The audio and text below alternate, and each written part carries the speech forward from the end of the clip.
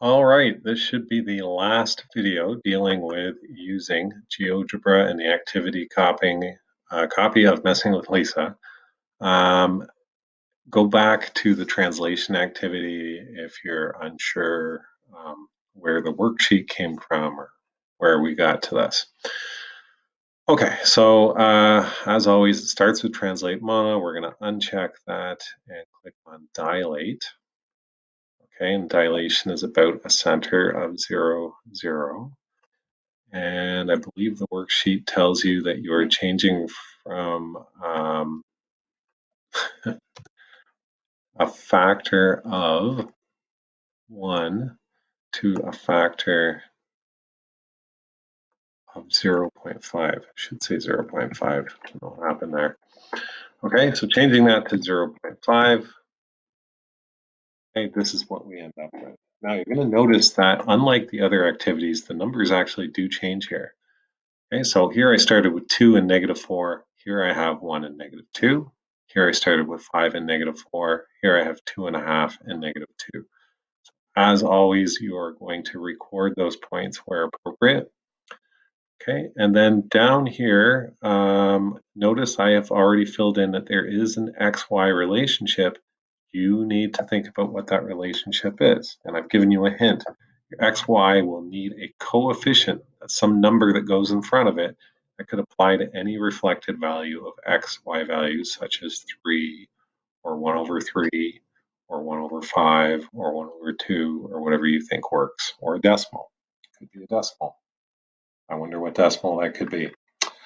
Okay, and then you're going to measure the length of the bottom of the lines, and you would do that by doing some subtraction here. So this x value is 5, this is 2. What is 5 minus 2? This is 2.5, this is 1. What is 2.5 minus 1? Okay, so you're going to write those lengths down in the chart on number 4. And then what is the relationship between their lengths? Is the length twice as long? Is the length half as long? Is it 3 times as long? Is it 1/3 as long? You need to figure out what that is and write it down here. Okay, and then as always, you're going to come up with an overall rule for what happens in a dilation factor of 0.5. Moving on from there, you're doing a dilation factor of 3. So it's going to be a very similar activity. You are going to change K to 3. Okay, and I might have to, if you have a scroll button on a mouse, or possibly if you have the trackpad on a laptop, I think you can use a 2-finger pinch. That's going to let you zoom out of this.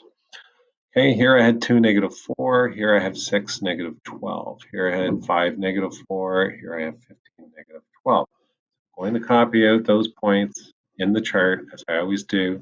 I'm going to figure out what coefficient belongs here. So basically, what would I be multiplying x and y by in the original to get the reflected points? Okay, and then finally, just as in the last activity, I'm going to subtract 15 minus 6 and write that length, and 5 minus 2 and write that length. Okay, those are going to go in our original and dilated boxes. And I'm going to come up with a relationship between the lengths. Okay, so is it that they're half as long? Is it that they're twice as long? Is it that they're a third as long? Is it that they're 3 times as long?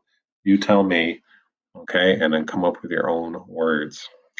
That should be all the instructions you need for doing copy of Messing with Lisa, and I must be getting better at this, so because I have some time left over. So I'm going to, because I think I'm legally obligated when using a free app, to make that claim that you always hear when you look at someone's YouTube video. Like my page and subscribe. Actually, I don't really care if you like my page and subscribe. It's just a little bit of quarantine humor. All right, good luck. And if you're one of my students, you can send me a message if any of this doesn't make sense. We'll talk about it during office hours. And I hope to see some results from you shortly. Thank you.